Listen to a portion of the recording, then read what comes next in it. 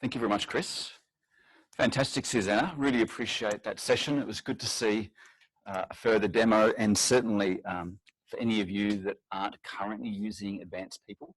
Advanced People in 2020.1 does bring those fantastic new features around employee self-service, and it's great to see that being rolled out to clients. Okay, one of the things we like to do at these sessions is talk through, of course, some of the outside industry changes that are potentially impacting us as organisations. Some of this may be applicable to you, some of this may not, but it is always useful to see what's happening in terms of industry. So some of you may already be subject to the taxable payments reporting system.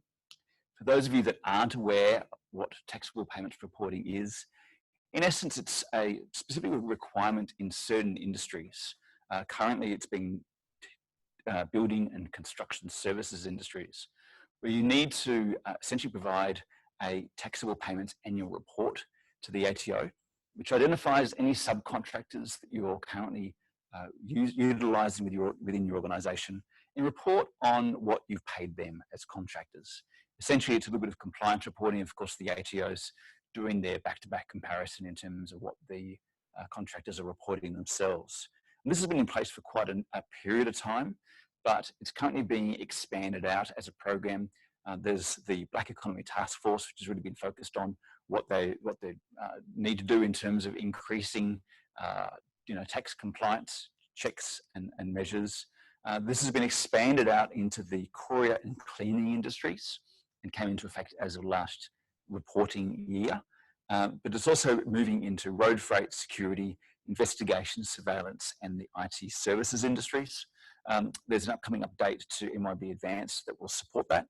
We have also got a customization in place that can support that. If you're in any of those industries and subject to those requirements, please do talk to us. The other one that's currently top of mind for some of us is the e-invoicing initiatives that have been announced by the Australian and New Zealand governments. Some of you may well be aware of these initiatives, some of you may not be, but essentially at the beginning of last year, the Australian and New Zealand government announced essentially an initiative to reduce wastage within business-to-business transactions. It's about how do we get rid of this manual processing that all of our AP and our AR people do, where somebody shuffles an electronic PDF to somebody else and they manually key it. How do we get rid of these inefficiencies that are inherently within our organisations at the moment? You'll see, based on that PowerPoint slide, that they're estimating $30 billion in transaction savings over 10 years, which of course is a significant change. In terms of progress in that, there's already been a standard that's been announced, a framework called the PanEuropean Public Procurement Online, or PPOL, framework for invoicing between organisations within Australia and New Zealand. This is an existing format that's been in place, currently used across about 32 countries on a number of continents. And of course, the initial goal is for this to be a trans-Tasman initiative, that we can have transactions flowing from Australian to New Zealand and the reverse organisations. But of course, it's expected that this will have some global benefits over time as well. So the time will come where potentially you could be sharing e-invoices with other suppliers worldwide.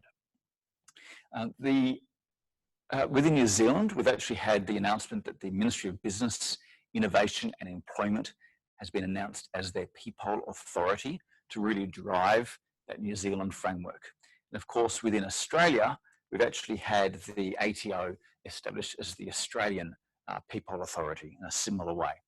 Now, you might think that this is going to be a period of time away, that perhaps this is a 5-year type vision, but really the governments in Australia and New Zealand are doing a lot to drive this initiative forward.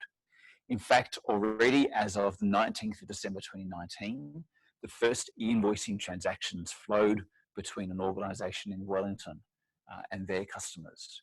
And in fact, there's been an announcement in Australia where for any suppliers that are currently dealing with government departments are essentially being encouraged to provide e-invoicing, and as you can see, the agencies will start paying e-invoices up to $1 million worth of value within 5 days, or pay interest. So look, it's an interesting initiative. Of course, MYOB are working very closely with both respective countries' PPOL authorities.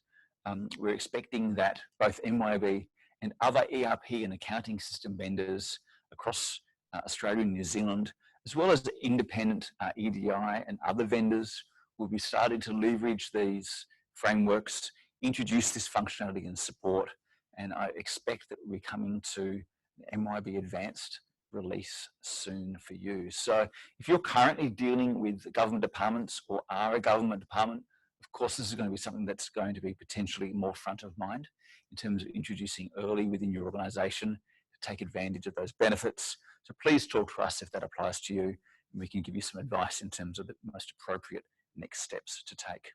Of course, the other thing we normally talk about within these sessions is MYOB Advanced releases, the what's and the whens, what's coming up. But seeing as James has done that so concisely, I'm not going to go any further into that, and we're just going to move on.